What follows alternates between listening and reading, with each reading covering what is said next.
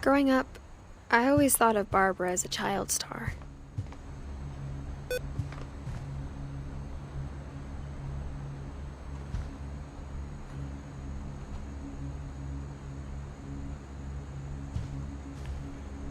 I never thought about how hard it must have been for her afterwards.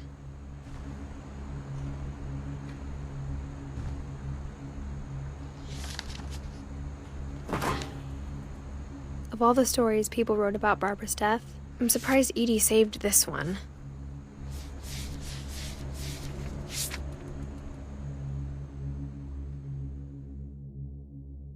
Old Jack here with another ghastly tale inspired by America's most unfortunate family.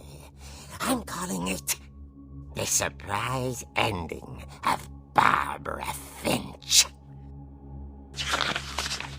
As a child star, Barbara was famous for her scream. Now at 16, she was all washed up. A has-been. But in a lucky break, she'd been asked to perform her signature scream at a local convention for monster movie fans. It was just the boost her career needed. Unfortunately, her scream hadn't aged well. Getting better. I think you just need the right motivation. Her biggest fan and current boyfriend, Rick, was about to demonstrate when... Now that was a great scream. It was Barbara's father, Sven.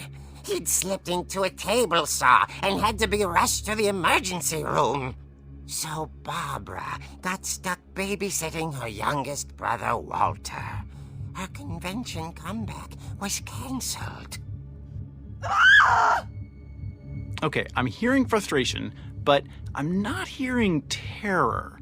What if I tried... A gang of hoodlums in Halloween masks have been terrorizing Orcas Island tonight. Police are urging residents to...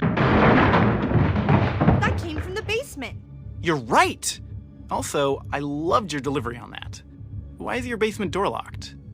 Because my dad likes making puzzles and secret passages. There's a key hidden in the music box. The secret is to keep winding and winding until finally the key pops out. Thanks, babe. I'll be back in a sec. 20 minutes later, Rick hadn't returned. So Barbara went to look for him, right on cue. She reached for the music box.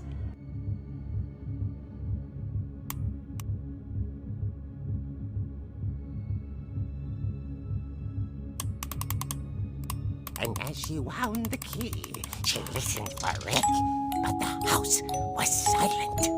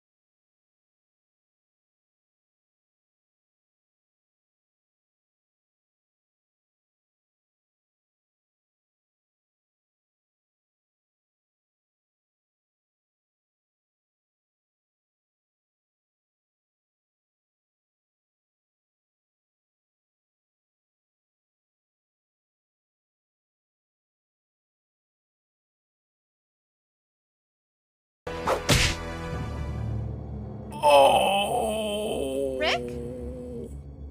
Barb, relax. I was just trying to scare you to help you find your scream. Well, I'm not scared, Rick. I'm furious. Then act furious. All I'm getting from you now is that you're hurt and confused and She threw him out, but she kept a little something to remember him by. Barb, have you seen my other crutch? And she was still holding it when she fell asleep watching the late picture show. Hours later... Barbara! Walter, what's going on up there? Ah! Okay, I'm coming up, but if this is a trick, you're dead, Walter.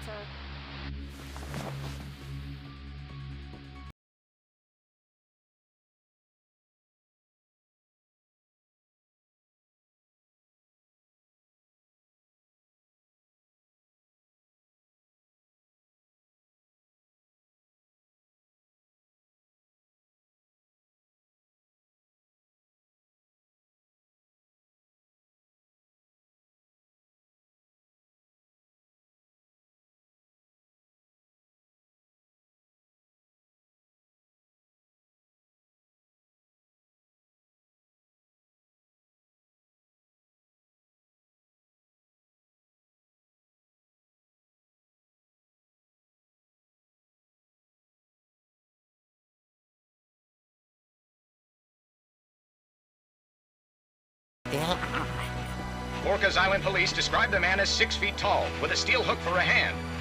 Residents are urged to lock all doors and windows and notify the police of any suspicious activity.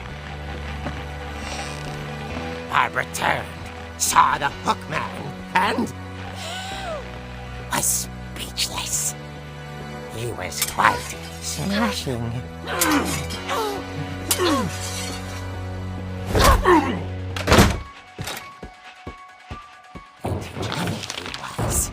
He couldn't get enough of Barbara. Okay, Barbara, there's gotta be another way out of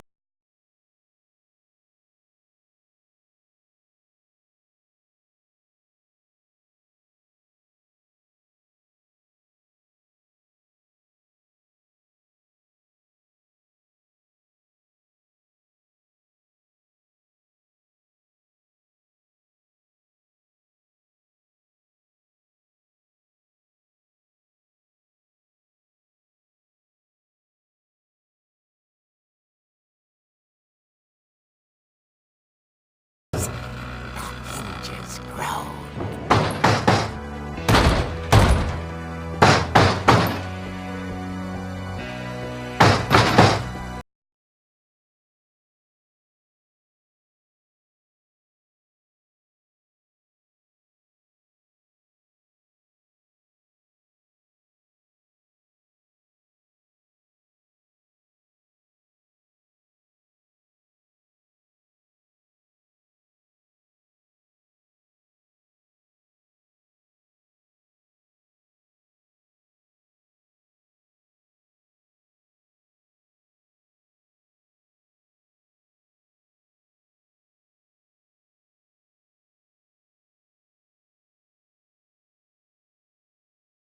For his breathing, but all she heard was...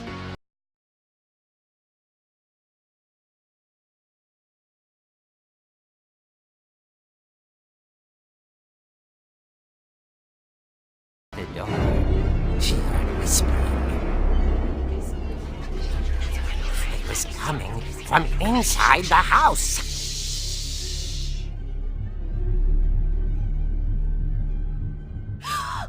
Oh dear. The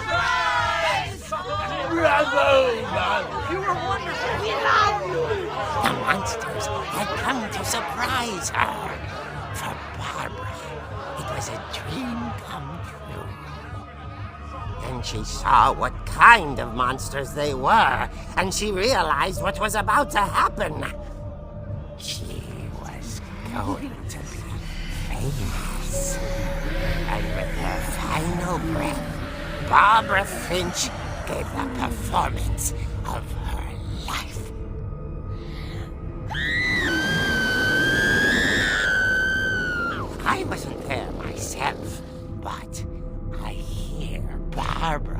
was magnificent. Poor girl. She had a taste for stardom. But unfortunately, so did her fans. Of course, the police blamed it all on poor Rick, who disappeared the same night. And little Walter? Hiding under his bed the whole time. He took it all pretty hard, but that's another story. As for Barbara, tucked inside the music box was all they ever found of her. Her ear. Now that's what I call a real eerie tale.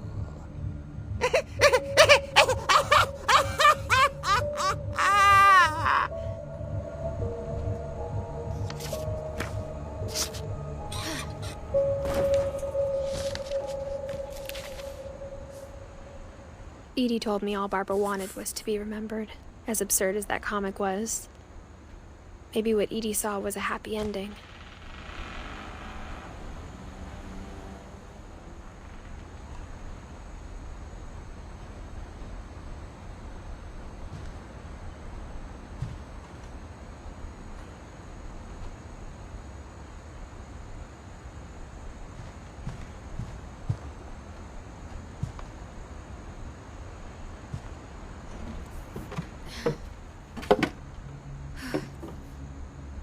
I guess now I know why Mom didn't like me playing with the music box.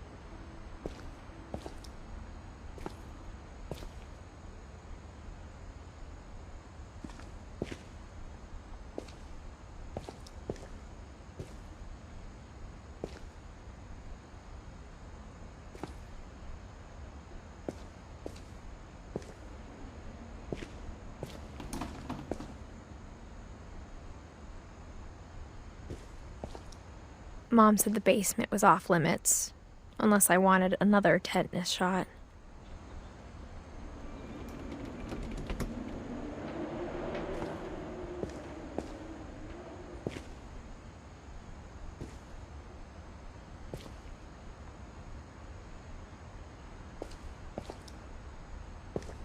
I saw Edie sneak down to the basement once, carrying packages.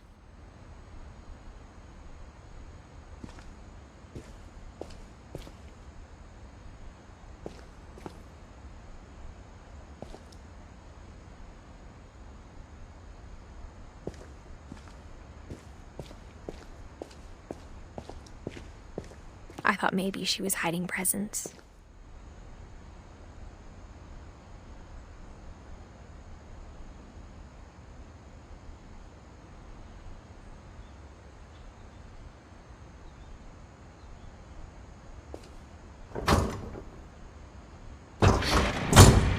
It turned out she was hiding a lot more than that.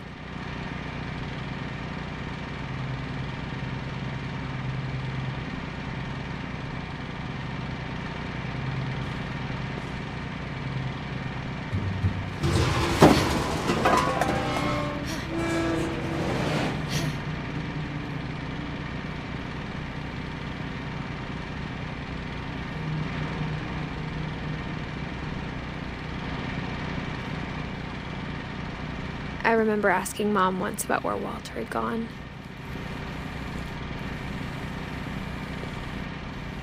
She said after Barbara died, he got as far away as he could.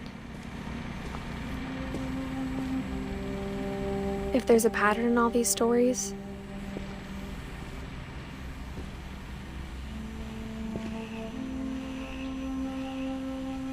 I think it's that none of us has gotten very far.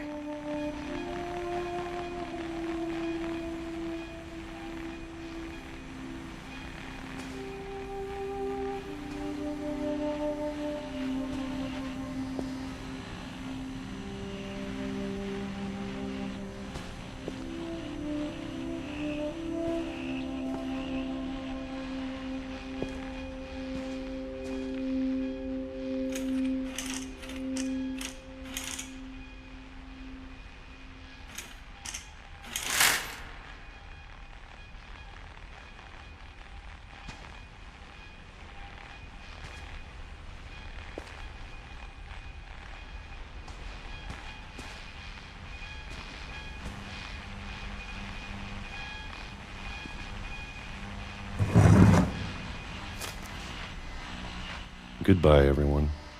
I can't believe I've been down here for 30 years.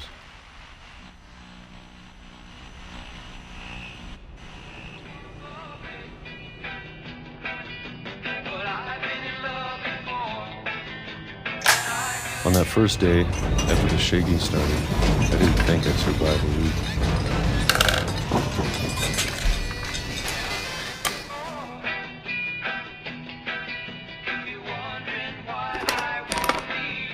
But after a few days, I settled into a routine. That's what kept me sane. Having a schedule, living for today. I always expected to be dead tomorrow. But if you wait long enough, you get used to anything.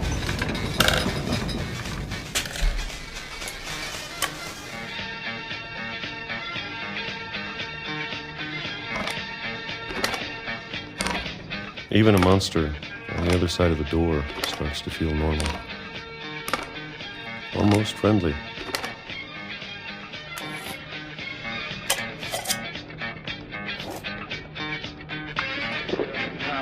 And then one day, everything just stopped. Whatever that thing was, it was gone. Maybe it got tired of waiting. Or maybe I just got tired of being afraid.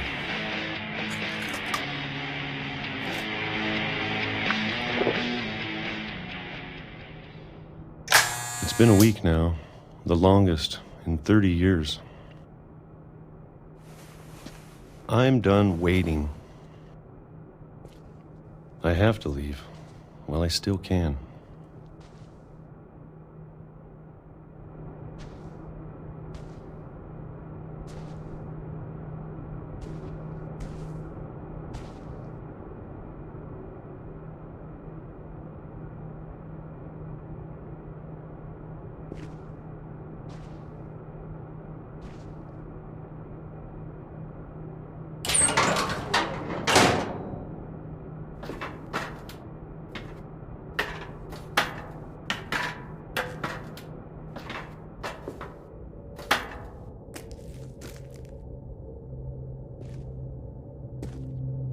I know it's out there, somewhere.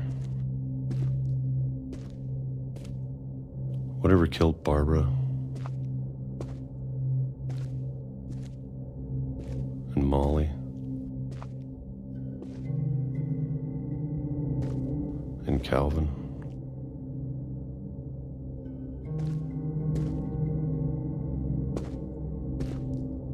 Maybe this is all a mistake. But I need to stop living the same day, even if it kills me.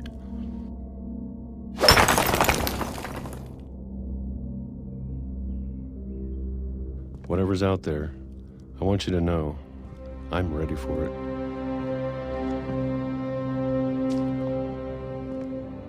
I'm going to appreciate all of it, especially the food.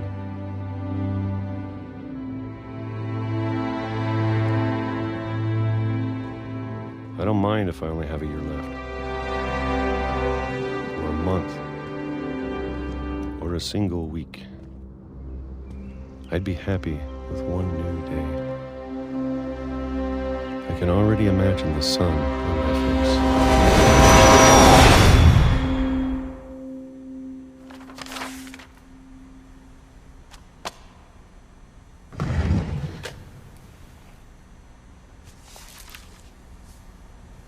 Walter died when I was 6.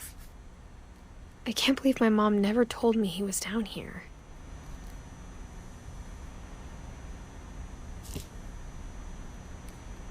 I'm sure my mom was trying to protect me.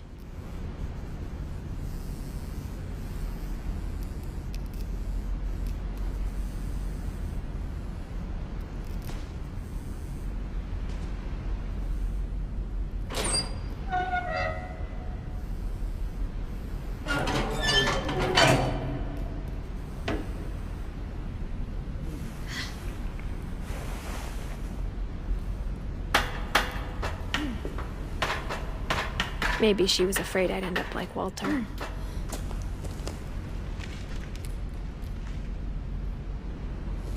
But if she never told me about an uncle under the house,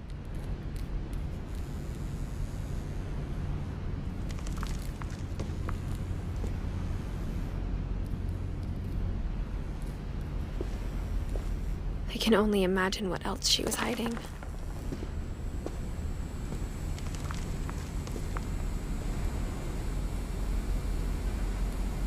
I don't want to make the same mistakes she made.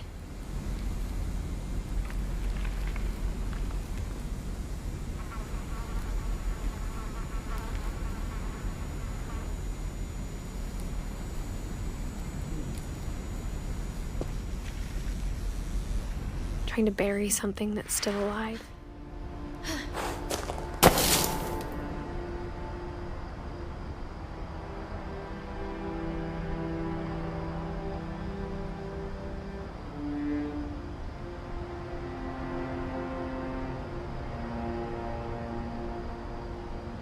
Now that there's only one of us left, or maybe 2, I thought it was time I heard the stories for myself and found out what happened to everyone else. But now I'm worried the stories themselves might be the problem. Maybe we believed so much in a family curse, we made it real.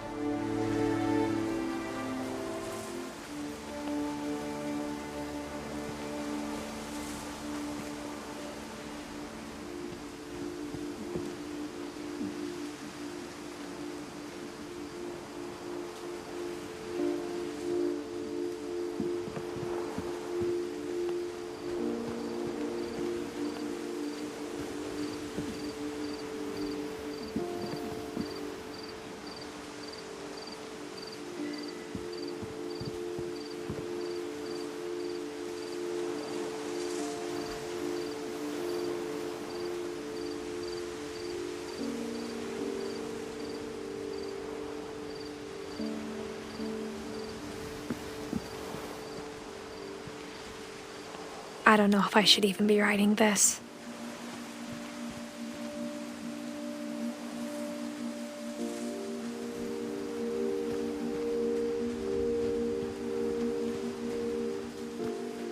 Maybe it'd be better if all this just died with me.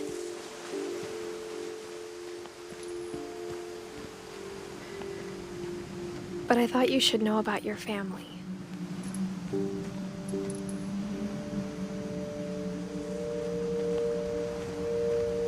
And the history you're a part of.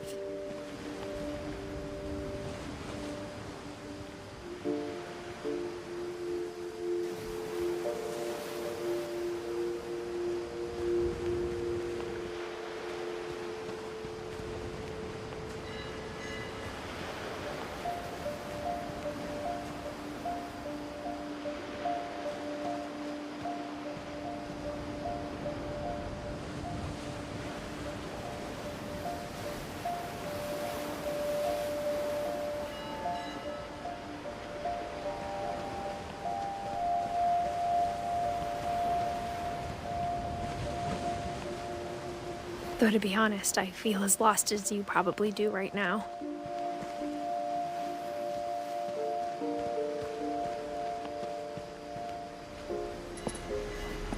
I think the people in these stories believed them, for what that's worth.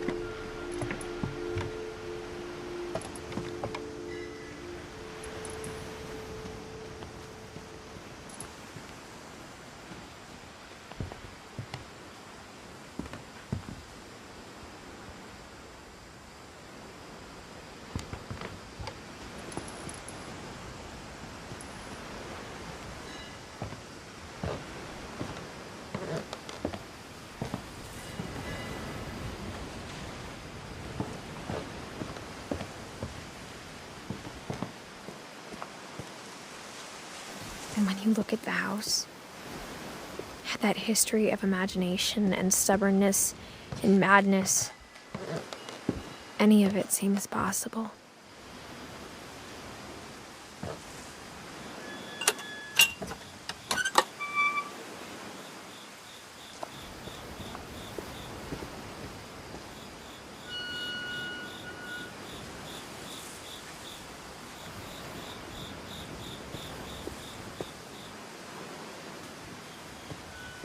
I think we've been surrounded by death for so long, we've just gotten used to it.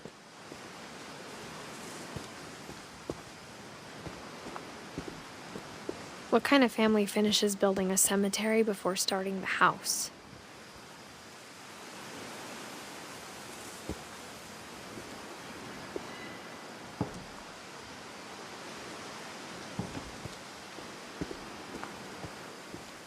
It's embarrassing for me to admit this, but the pet cemetery made me more uncomfortable than the human one. 3 of the gerbils were mine, and 2 had been my fault.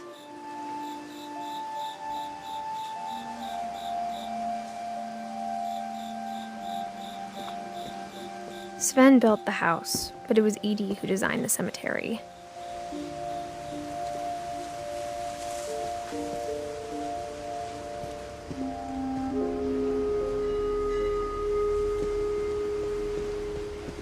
I'm sure Odin's monument had been Edie's idea.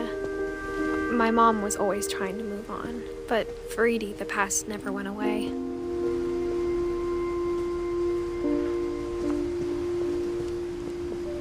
She could see it poking out of the water at low tide.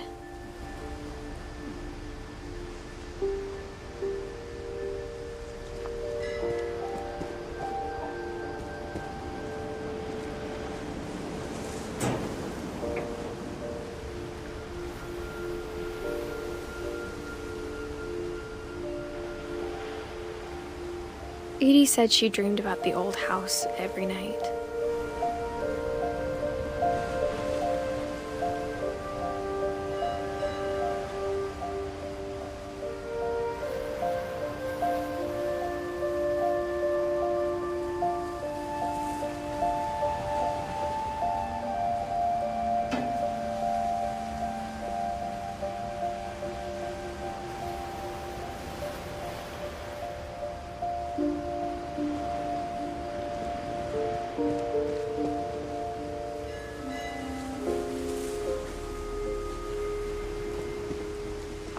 Edie's side was always easier for me to understand.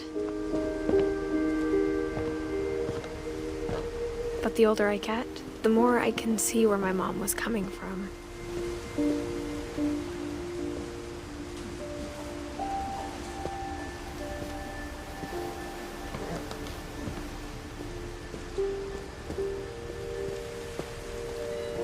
There's so many things I wish I could ask my mom now. Part of me thinks this is what she wanted all along. For me to come back someday and find everything out for myself.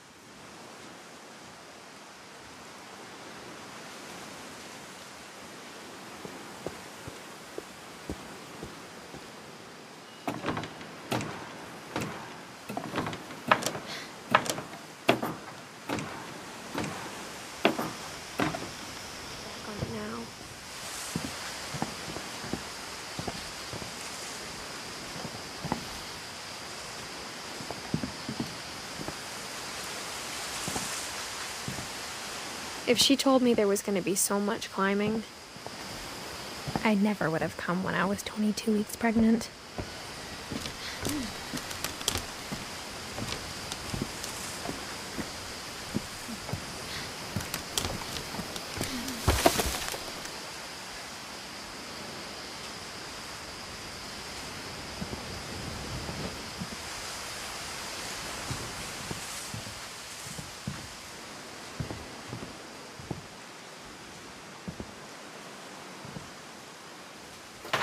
I never met Grandpa Sam, but I think he and my mom had a lot in common.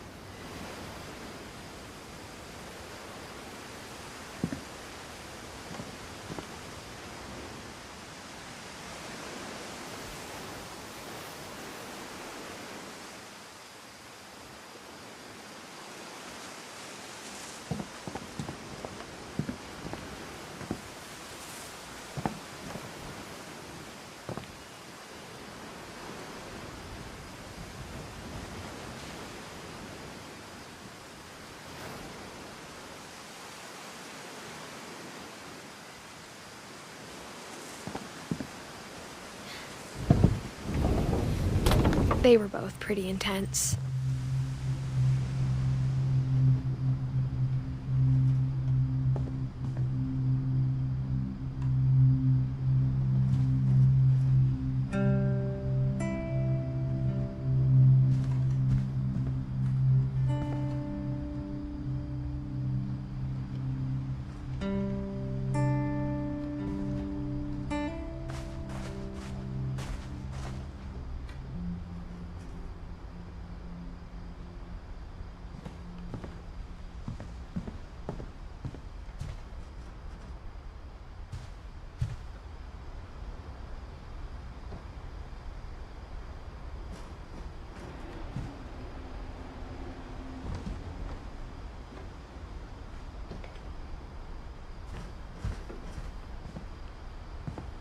Instead of hiding from death, Sam seemed to go out of his way to meet it.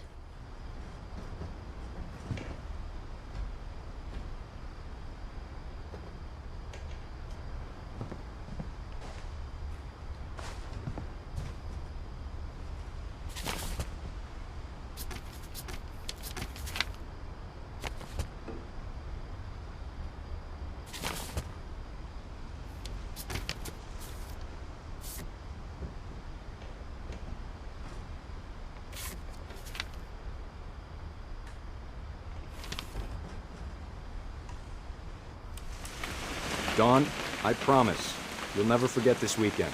Yes, sir. These memories are gonna last a lifetime. Am I gonna have to shoot anything? It's a hunting trip, Dawn. Shooting is strongly encouraged.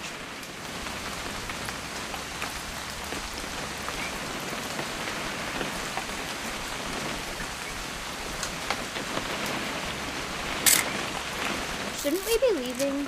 Just want to get a shot of you, Dawn, then we can take off. I'm over here, Dad.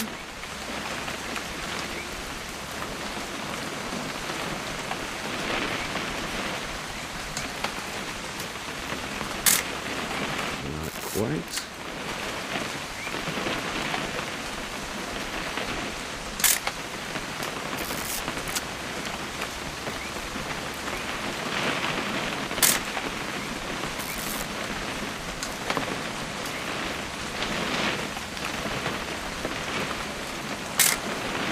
Just need to get a shot of you, Dawn, then we can hit the road.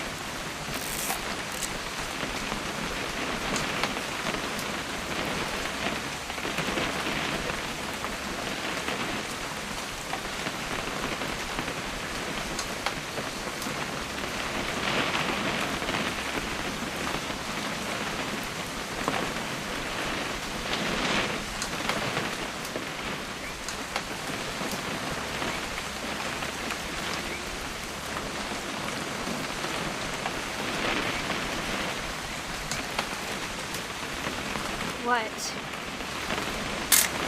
Perfect. It's gonna rain the whole weekend, isn't it?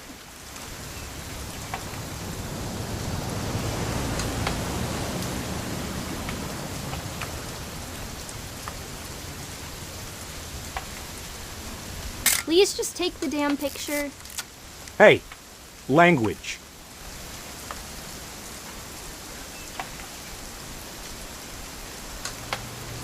I will never forget this weekend, Dad. That's the spirit. Okay, got it. I'm gonna take some pictures, okay? Just be careful. That camera's older than you are.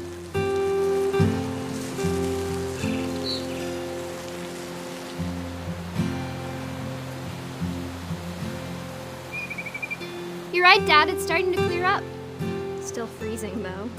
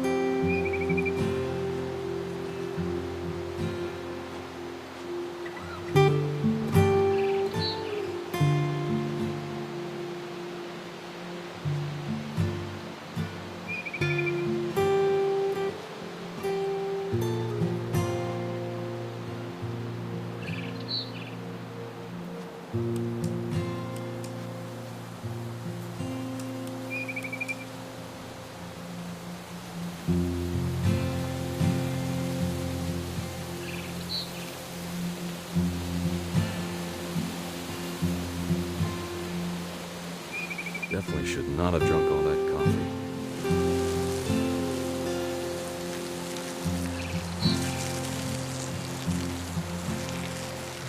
Nothing quite like being outside.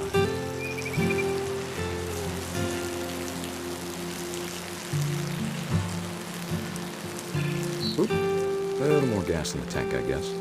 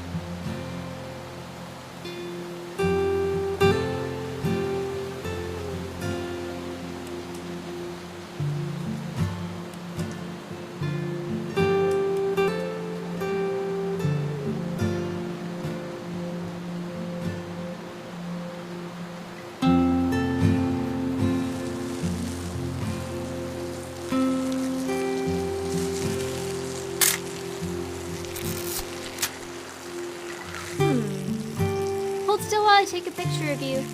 I definitely... Hey! That's a keeper. I'm just saying, I'm not always gonna be here, Dawn. You'll need to remember this stuff, if you want to survive. I'll be fine, Dad. You know who else thought he was gonna be fine? Some guy who died. Dawn, I'm being serious. I know, Dad. You're always serious. Doesn't being out here make you want to chill out? Well, to tell you the truth, I haven't been out here in 20 years.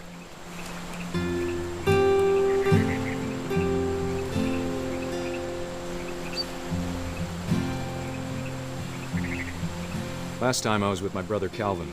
Man, that was a great trip.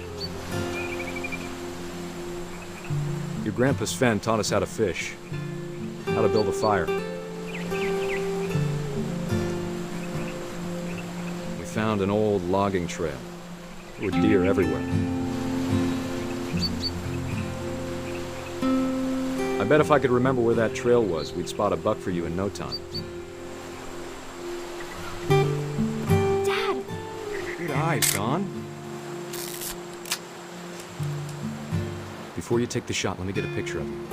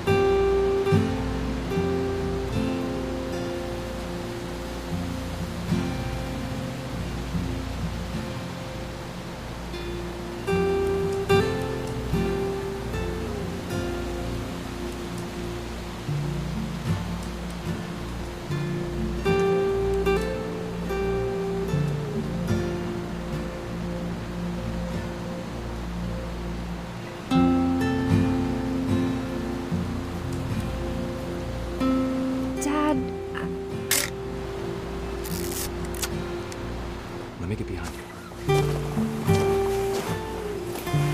Do I have to do this? Dawn, you don't have to do anything. But if you want to survive, you'll need to be strong.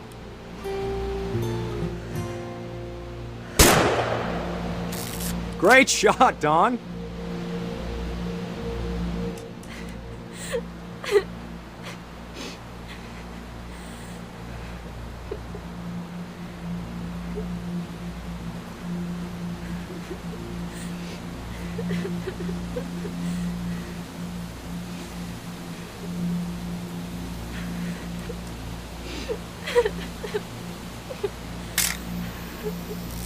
I'm proud of you, Dawn.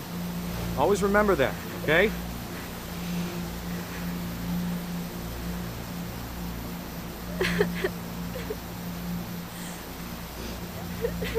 Sorry, Dawn. Just gotta reset the timer.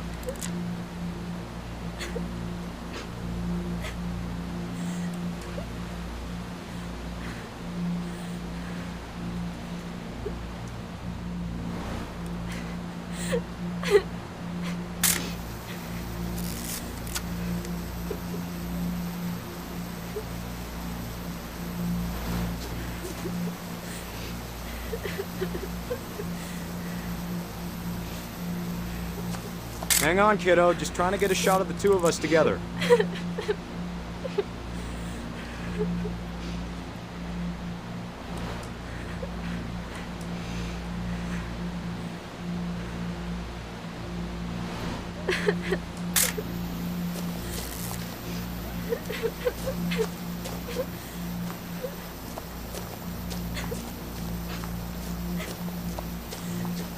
Dad, it's twitching. I think That's it's totally sick. normal, Dawn. Just focus on the camera. Try not to think about... Dad!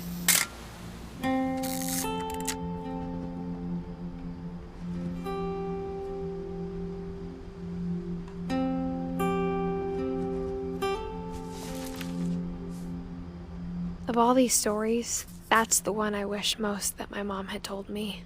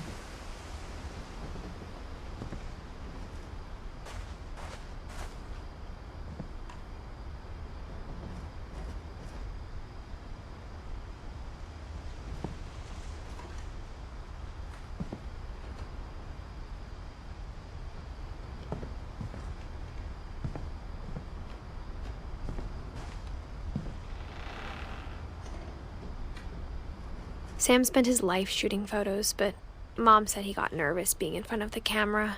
I guess we're all afraid of something.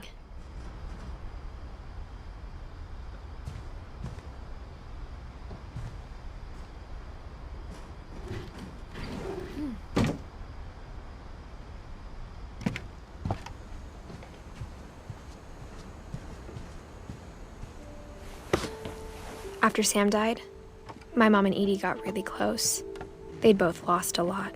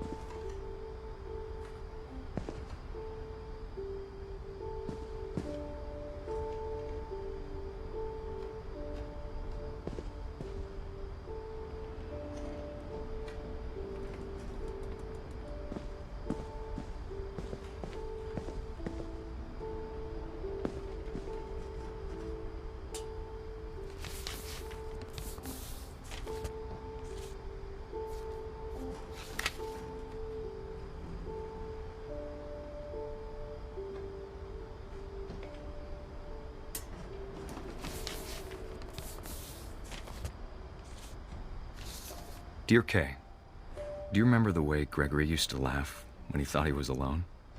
Like something funny was happening, but only he could see it.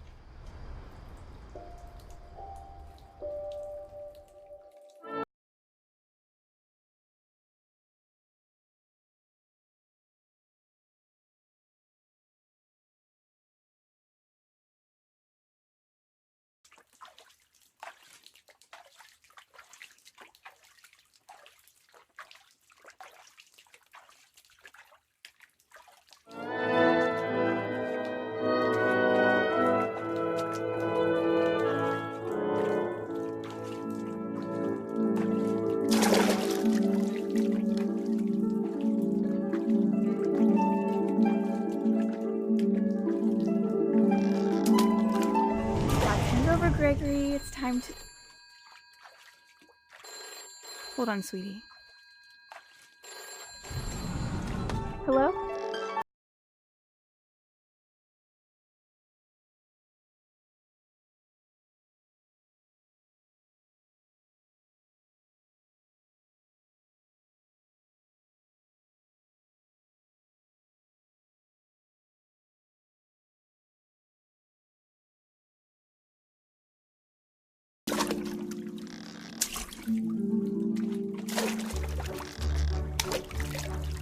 It reminded me so much of Calvin.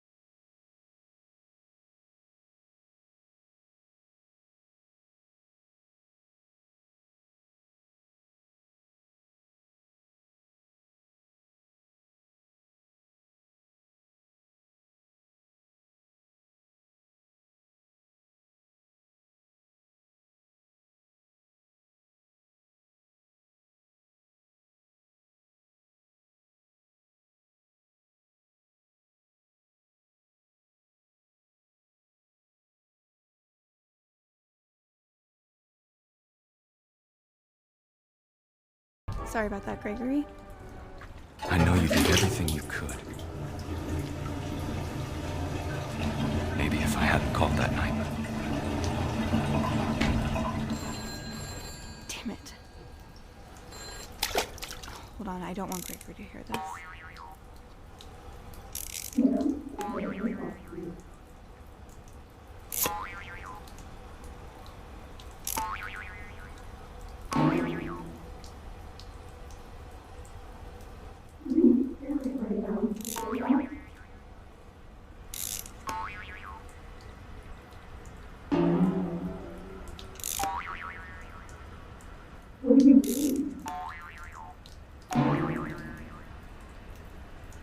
I wish she could have told me.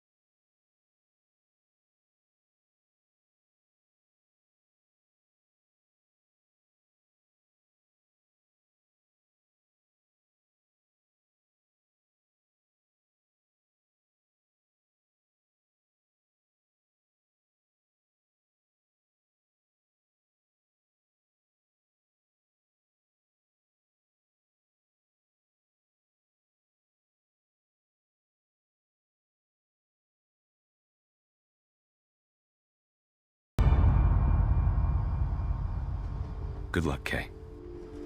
Love, Sam.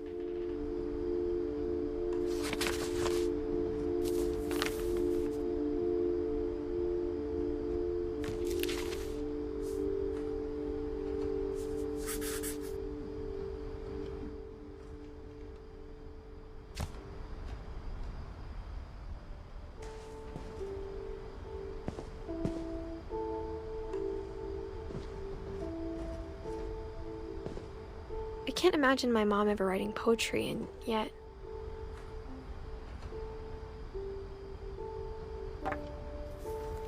A poem for Gus, who always said the wedding was a bad idea.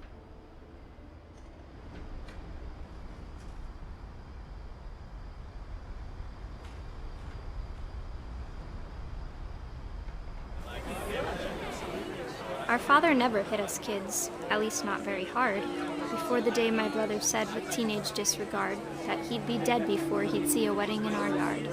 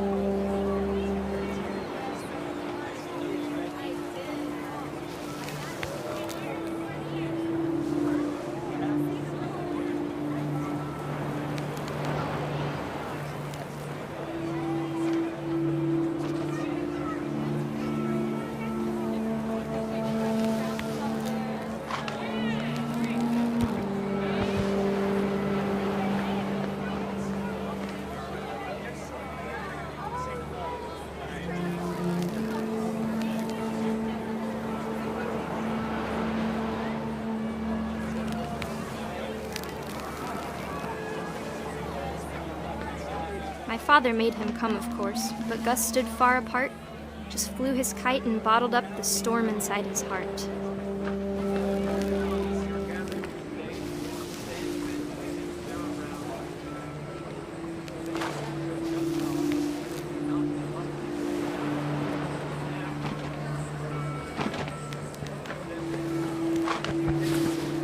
I tried to talk him out of it, but though he'd never met her, "We don't need a stepmom," were the words that I now pronounce you husband and wife. You may kiss the bride.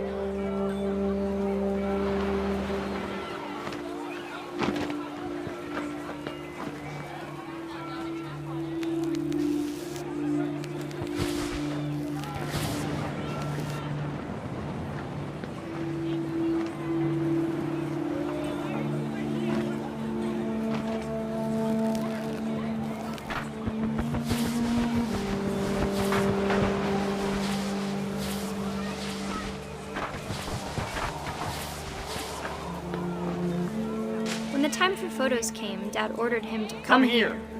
But Gus declined, and as a sign held up his middle finger.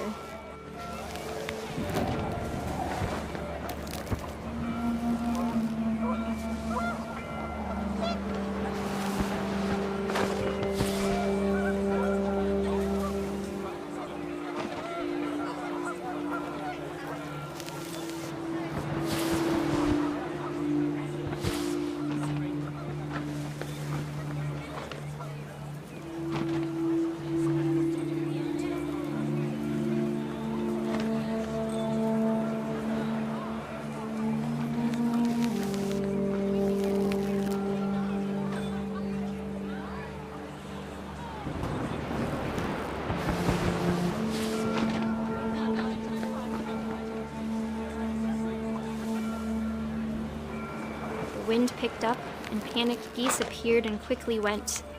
But all the humans did that day was go inside the tent.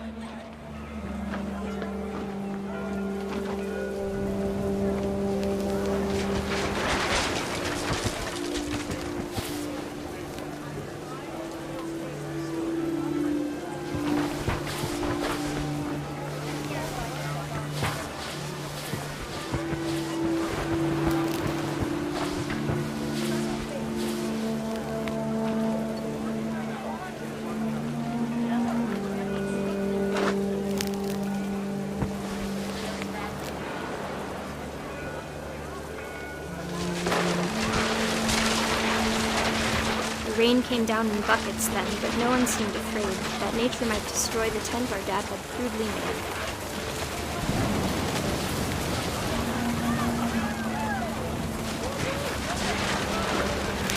The thunder sounded much too close and full of angry power, but all my father said to this was, "Make the music louder."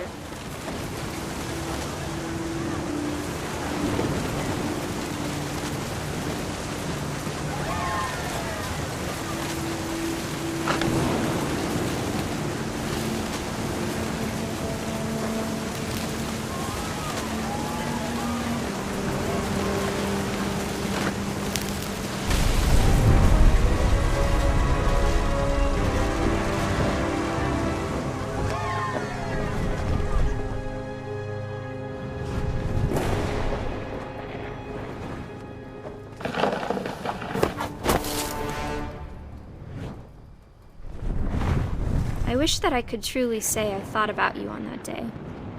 Out there on the beach alone, just you, the wind, the sea, and foam. But I didn't, until we found you.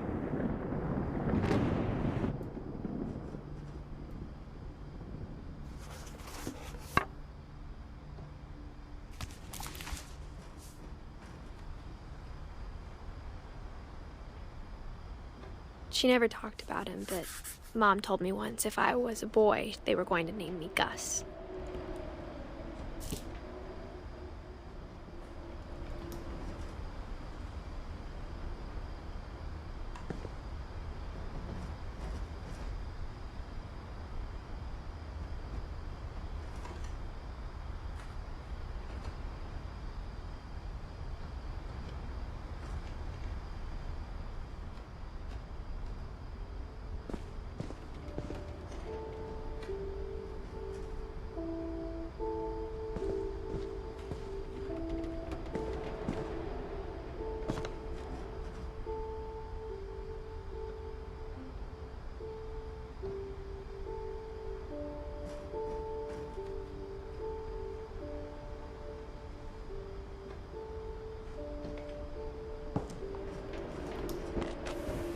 My mom moved up to the loft after her brothers died.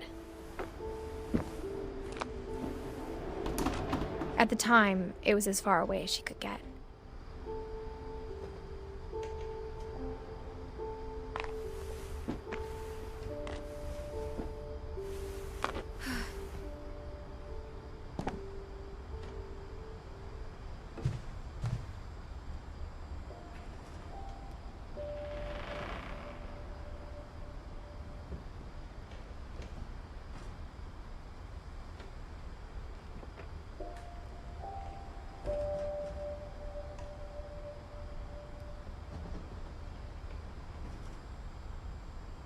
Religion was another thing my mom never talked about, but I think it helped her a lot after her dad died.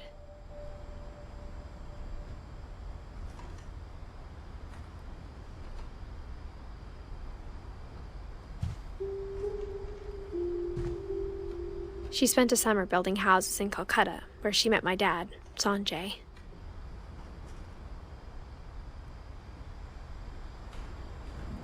My mom moved to India a week after graduation and got a job teaching English.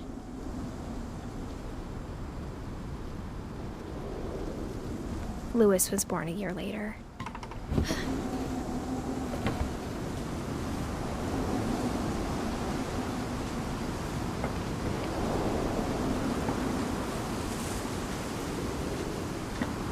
When my dad died, I don't think Mom knew where else to go.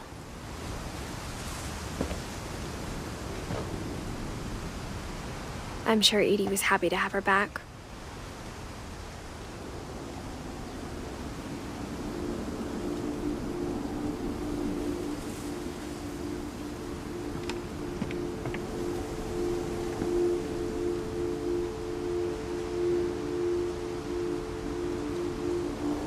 The house had to get a little bigger, but Edie was used to that.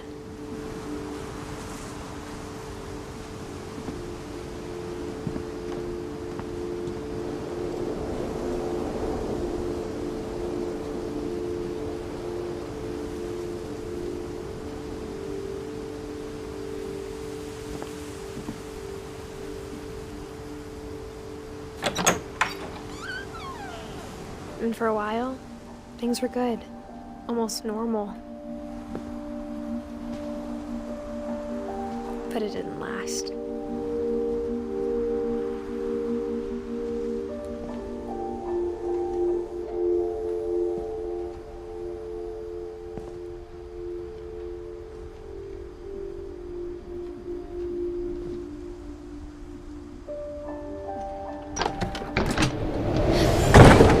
The beginning of the end was Milton's 10th birthday, when Edie gave him a castle.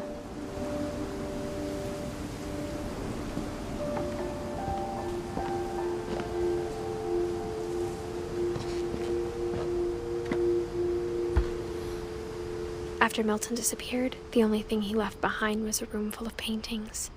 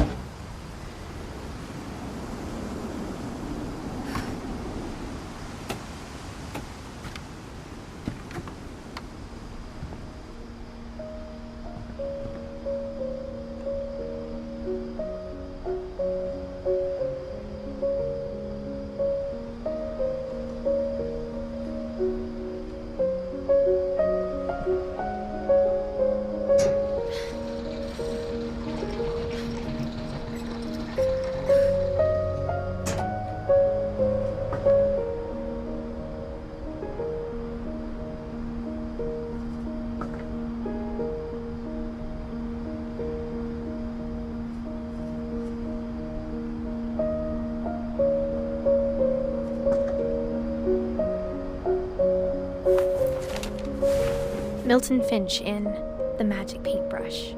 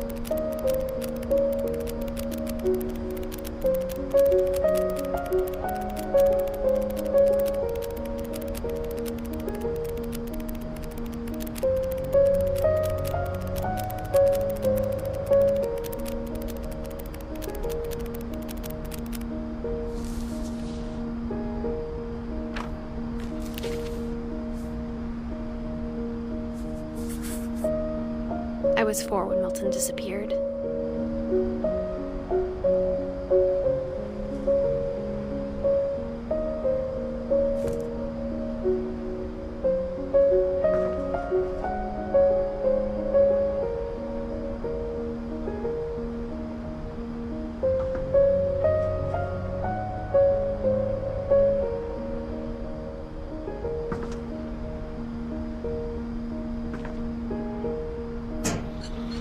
Mom spent months searching for my brother. Then she sealed the doors.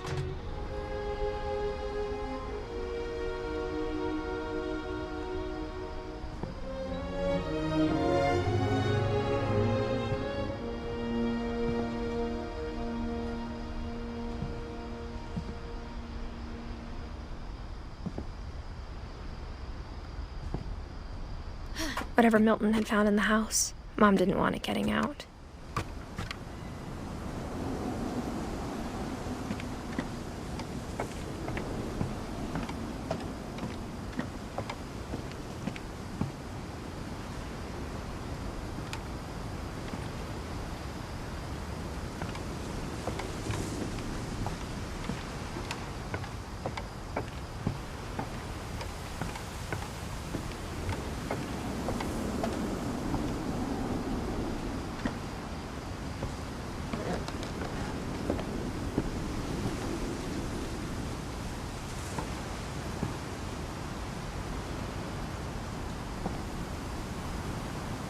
Mom definitely blamed Edie, but I think Louis blamed himself.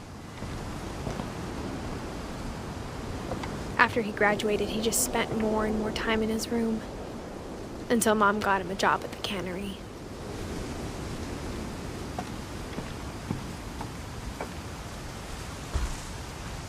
Everyone always told me to stay out of Louis's room, except Louis.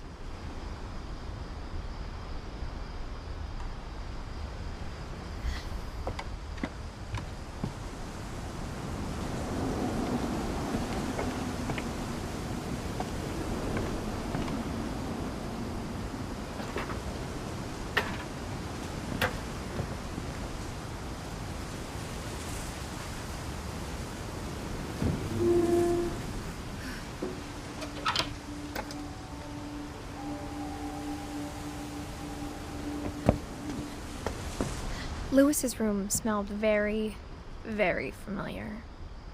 That part of him lived on.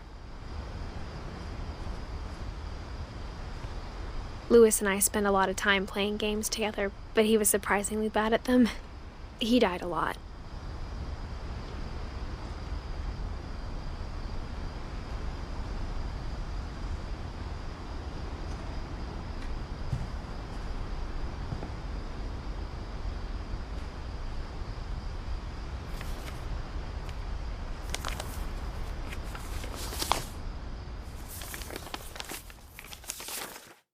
Dear Mrs. Finch, as Louis's psychiatrist, I can understand your desire for an explanation. As I see it, the trouble began in January, shortly after we convinced your son to seek treatment for substance abuse.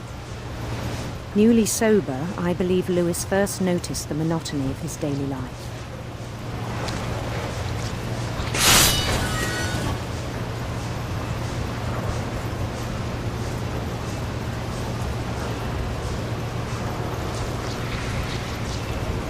He kept working at the cannery.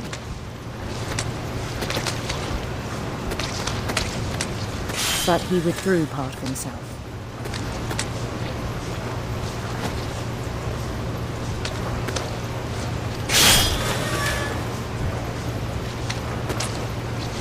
In our sessions, I saw the same behavior.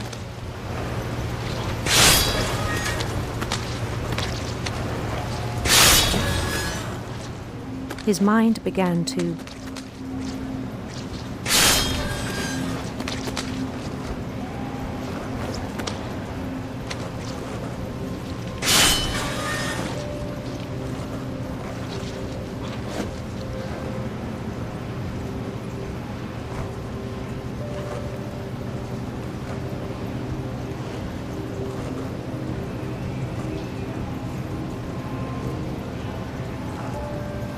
wander.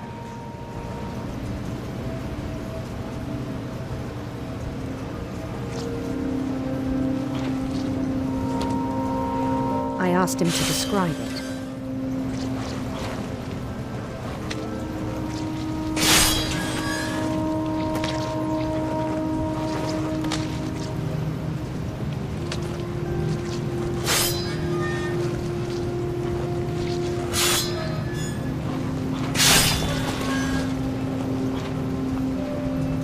He said he started small.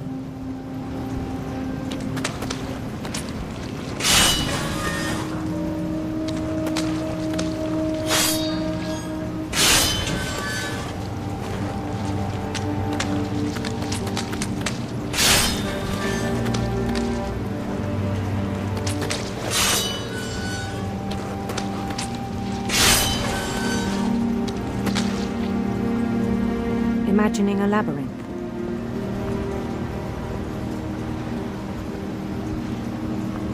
He'd feel his way about.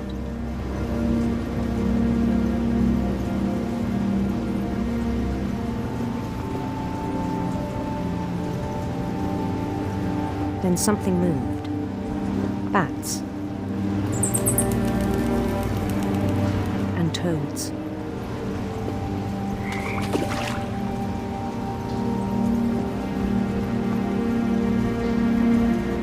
And things that have not names.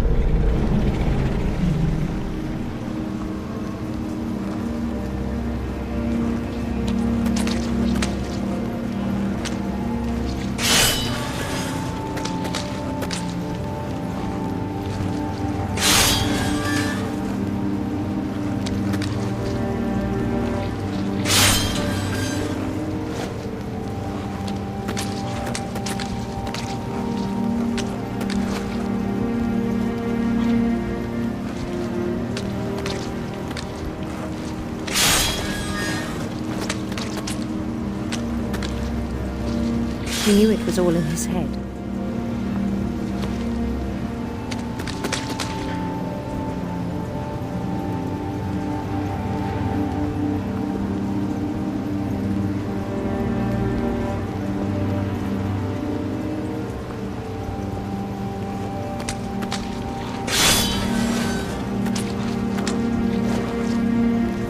But he took it very seriously. I had hoped he'd find himself.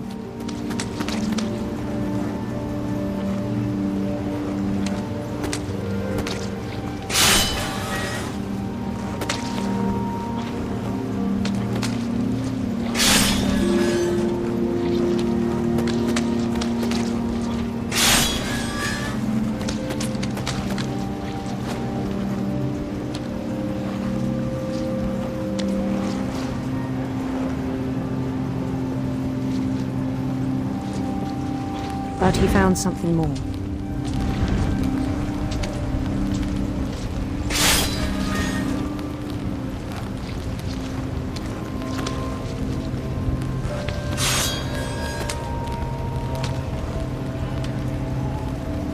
I worried about him then.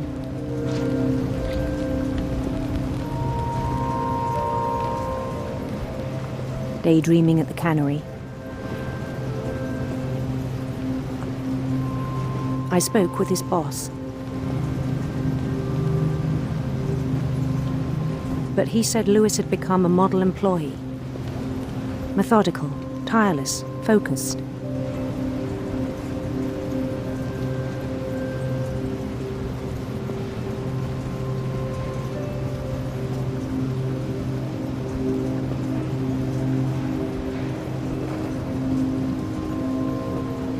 Like a whole new Lewis. So I let him go on.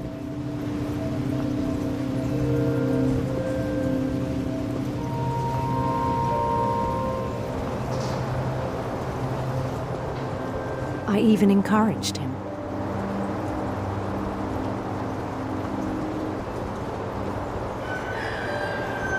It seemed very promising at first.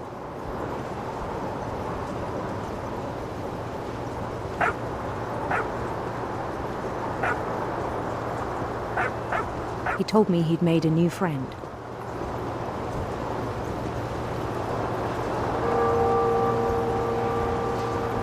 On the edge of a city he named Lewis Topia.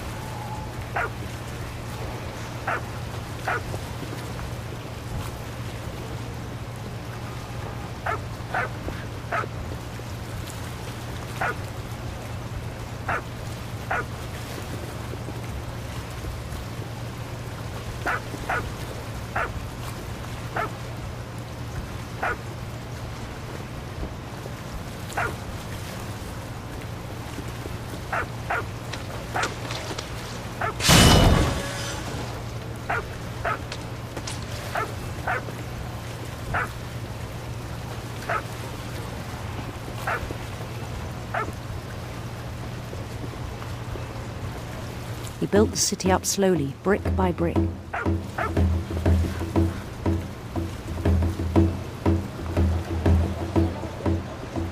Then he made musicians.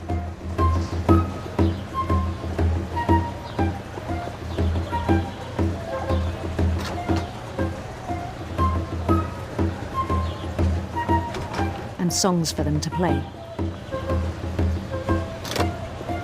He talked about starting a band.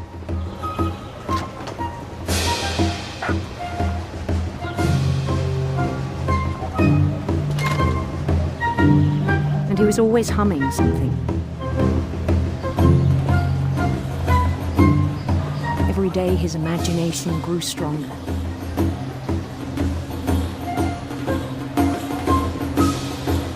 He no longer spoke at the cannery.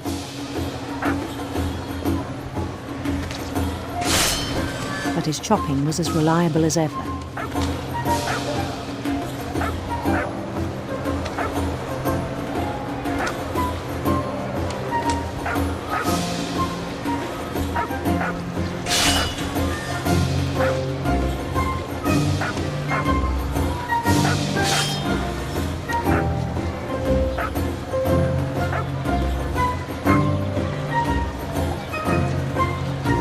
Then one day it struck him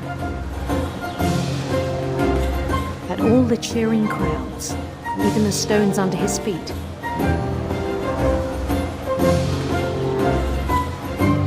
were all in his imagination, so he could do whatever he wished.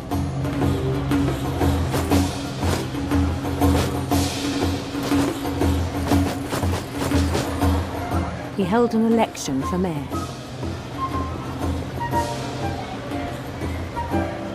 And he won.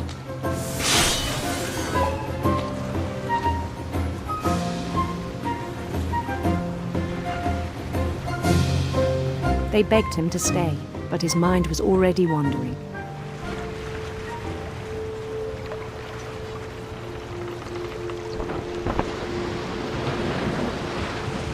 It became a game for him.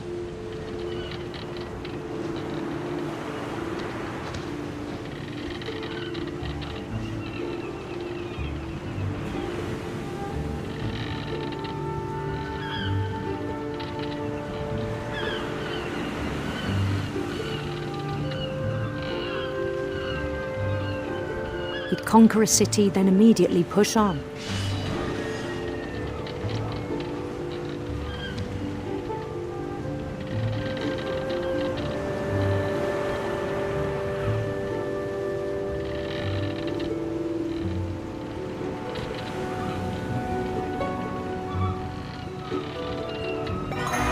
New Louisville.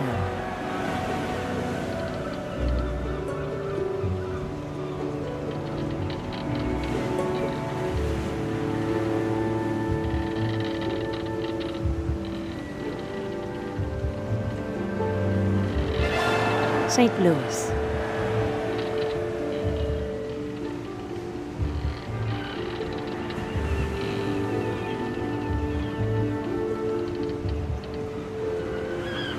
We started drifting away from our reality.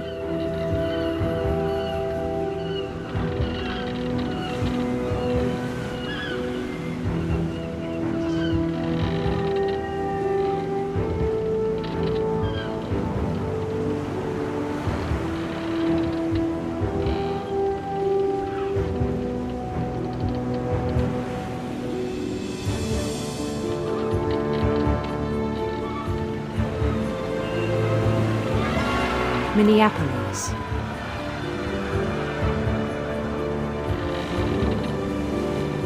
Until one day he forgot to go home from the cannery. Even as his mother pleaded with him, part of Lewis kept sailing on.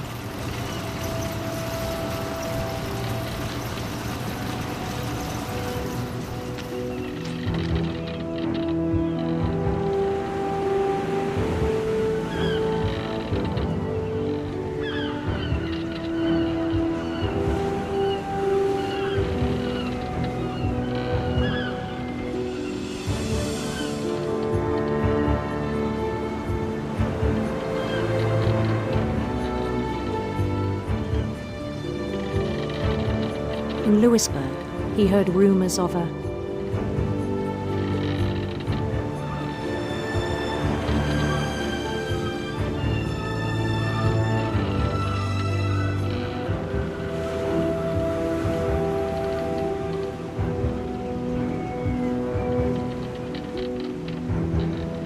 beautiful prince.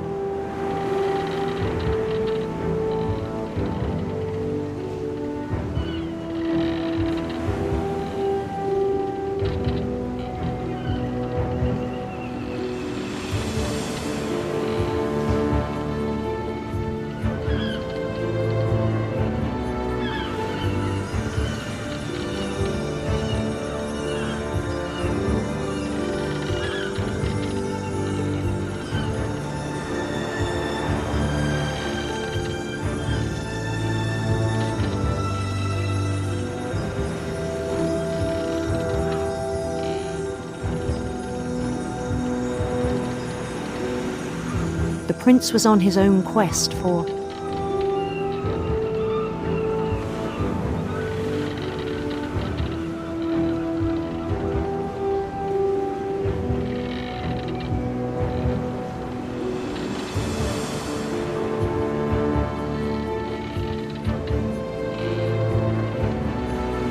sinister serpents.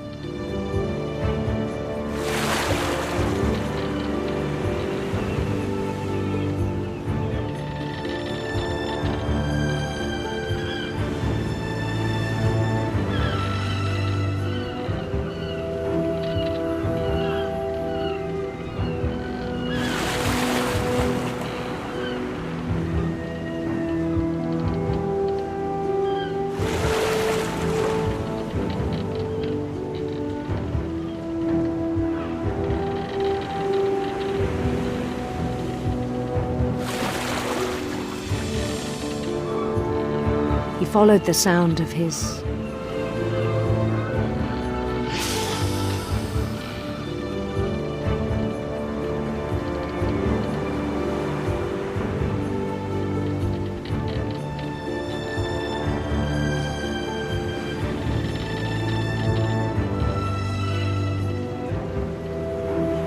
electric sitar.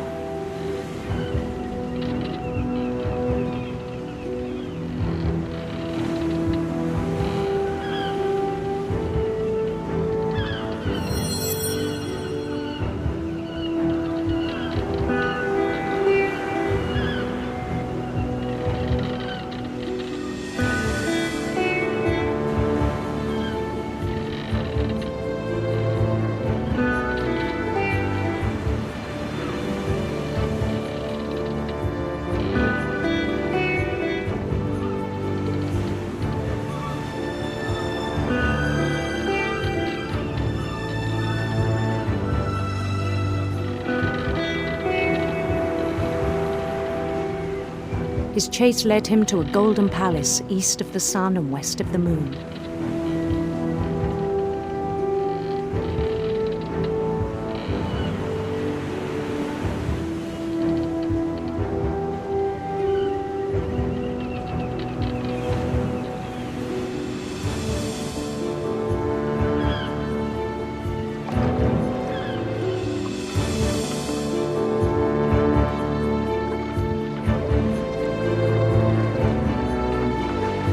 Even then, his logic remained sound.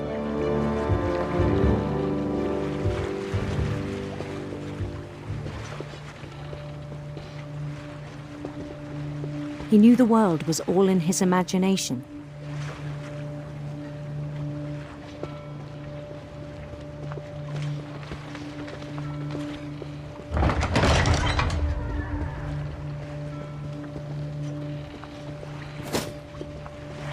But he was so proud of having created it.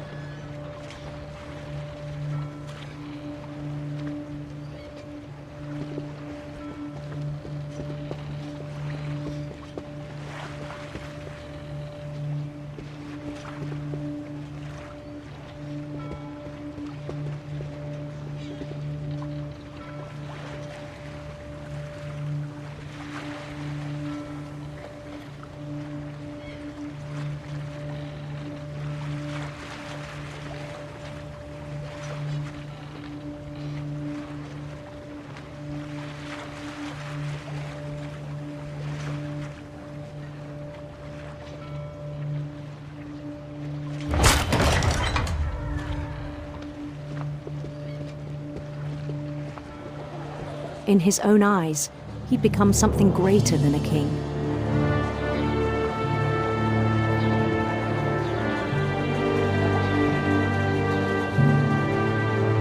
For someone who'd never known success in the real world, I think it was overwhelming.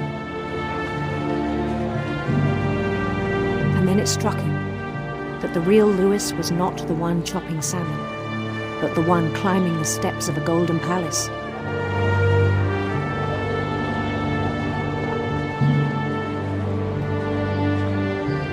My imagination is as real as my body, he told me. It was hard to argue with him.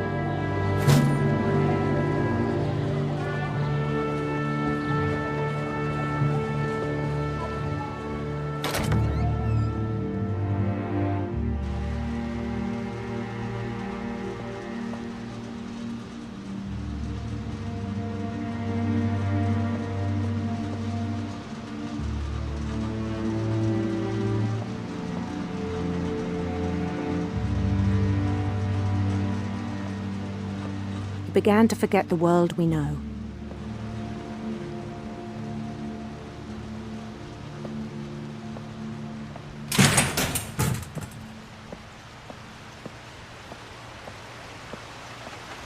I think it pained him to remember Lewis, the cannery worker.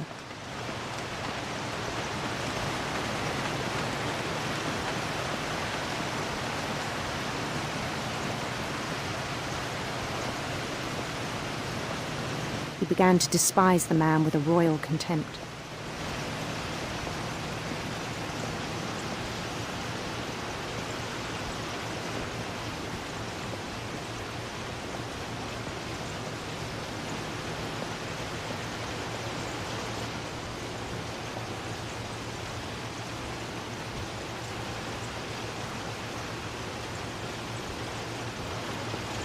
I still thought I could save him.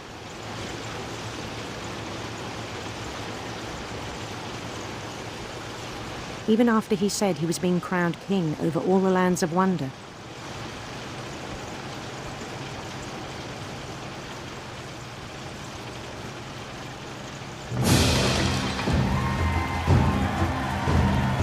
The palace would be packed with his companions.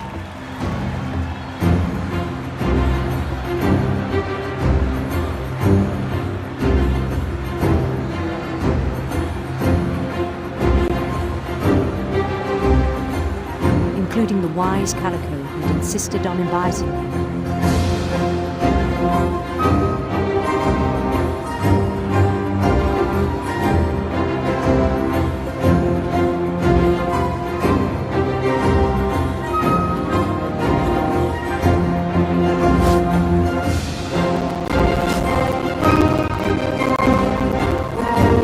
His prince waited, holding his crown.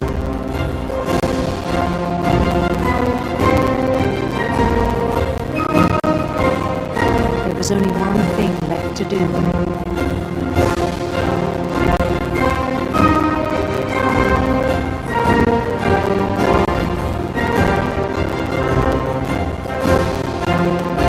Bend down his head.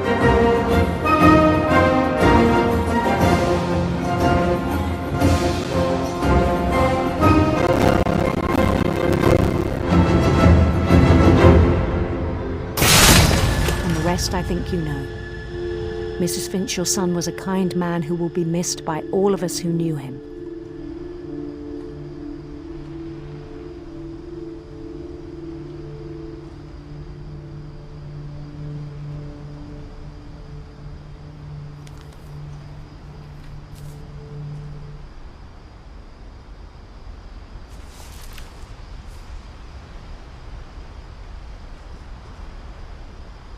My brother was really cool.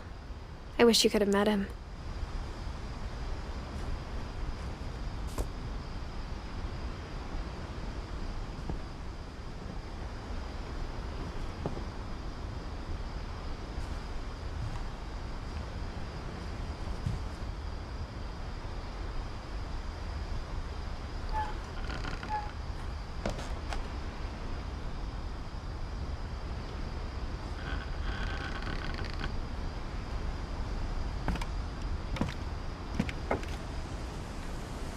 On the way back from Lewis's funeral, my mom told me to start packing. She waited until the day before we left to tell Edie.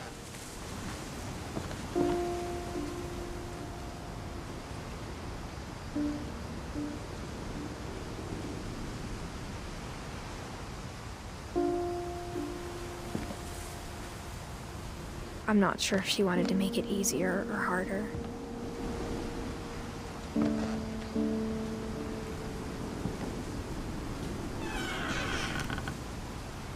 I wish we'd stayed.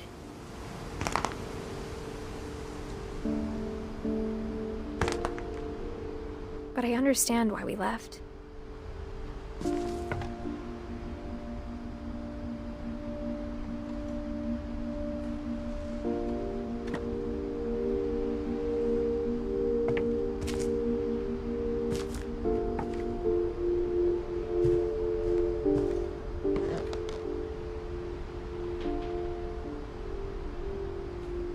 My mom ended up leaving everything behind.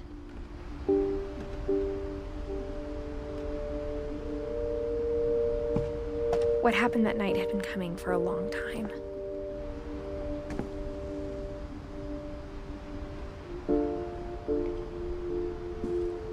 Maybe it should have come sooner.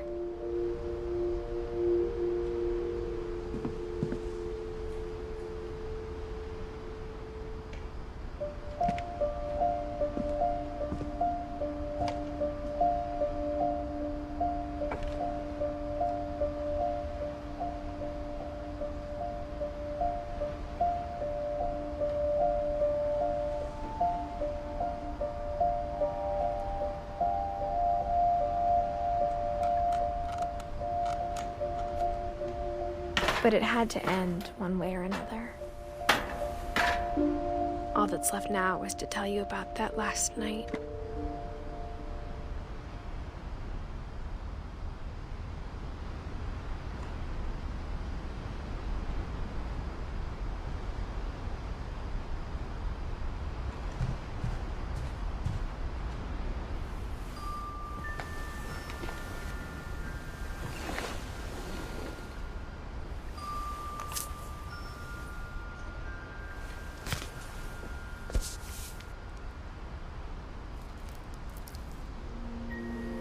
That whole last day, Edie just watched us pack and didn't say a word. Until supper, when she raised her glass and said, "To our final night together, and all our final nights apart." Grandma, you know what I said about alcohol. Some of your medications are very Edith, specific. I left a present for you in the hallway. Why don't you go open it? The grown-ups have to argue now. I'm sorry, you're right. We're all leaving tomorrow. Let's just enjoy our last... I'm not leaving. Edith, you're excused.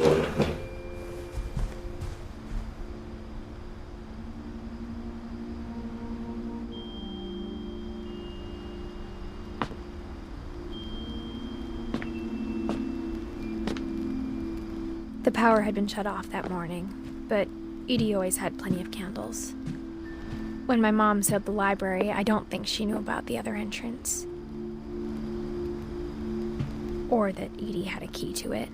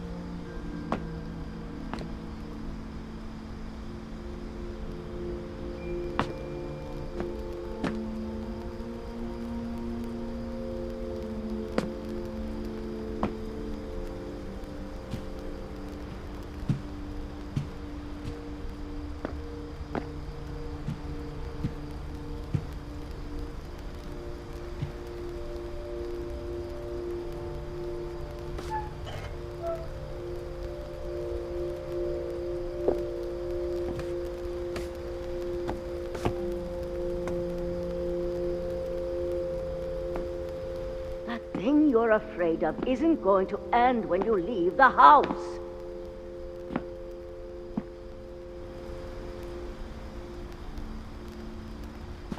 Edith has a right to know these stories. My children are dead because of your stories! I think it's best if Edith and I leave tonight. We'll have the nursing home send a van for you in the morning, okay? Dear Edith, there's so many stories I wish I could tell you, but there's only time for one. This is about what happened on the night you were born. That night, the tide went way, way out.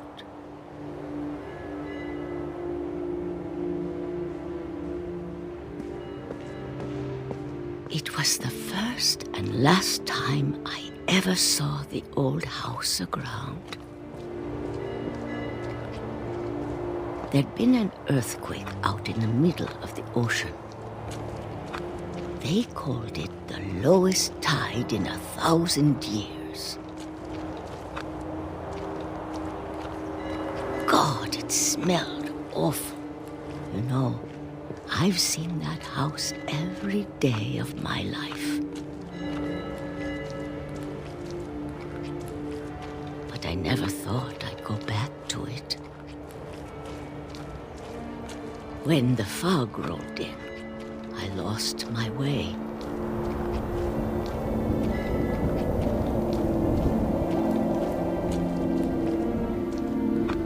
I got turned around.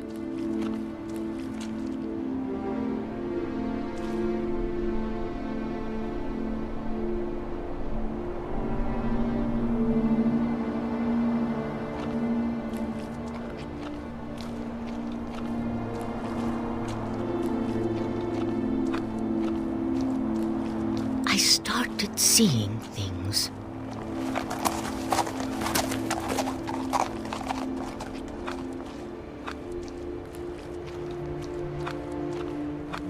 Things I'd forgotten had ever existed.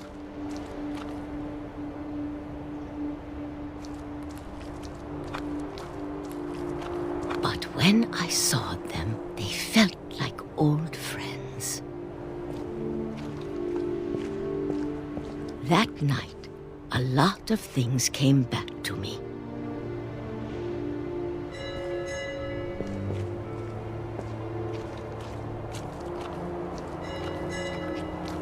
Or maybe I came back to them.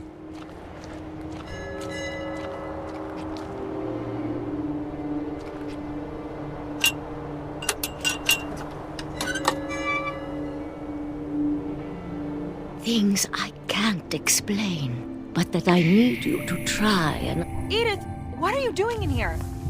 It's mine. Edith! Mom, you're gonna rip it. Let go.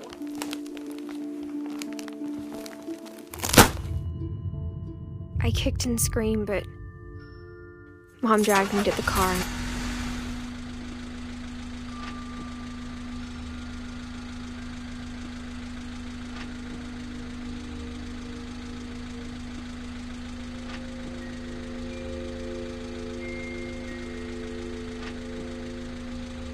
I never saw Great-Grandma Edie again. The next morning, the van came to pick her up, but she was already gone. After that, we moved around a lot.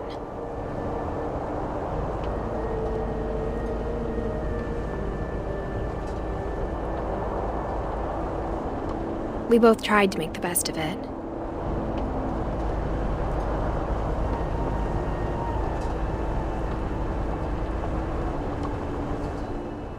A few years went by.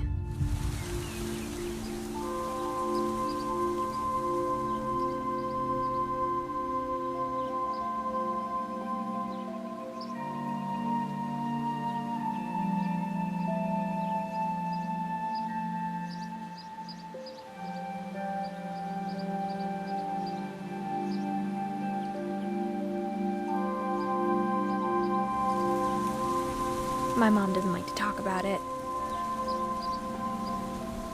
But she started getting sick a lot. The rest happened pretty quickly.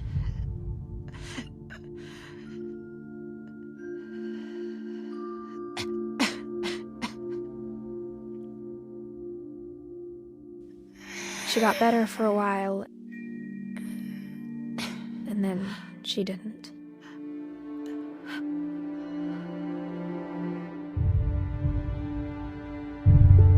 And then I was alone.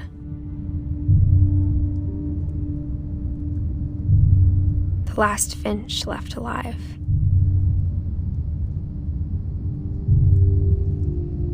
Until I found out about you.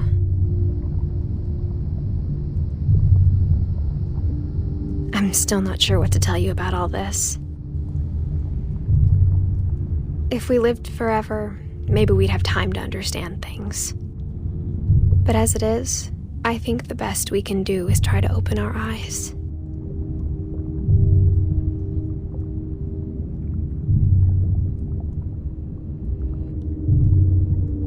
And appreciate how strange and brief all of this is.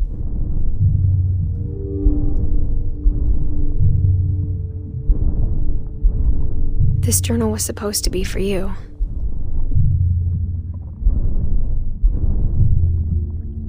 But now I hope you'll never see it. I just want to meet you and tell you all these stories myself. But I guess if you're reading this now, things didn't work out that way.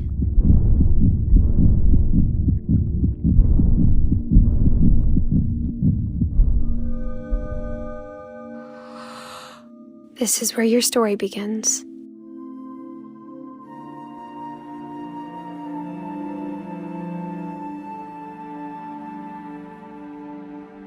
I'm sorry I won't be there to see it. It's a lot to ask, but I don't want you to be sad that I'm gone. I want you to be amazed that any of us ever had a chance to be here at all. Good luck.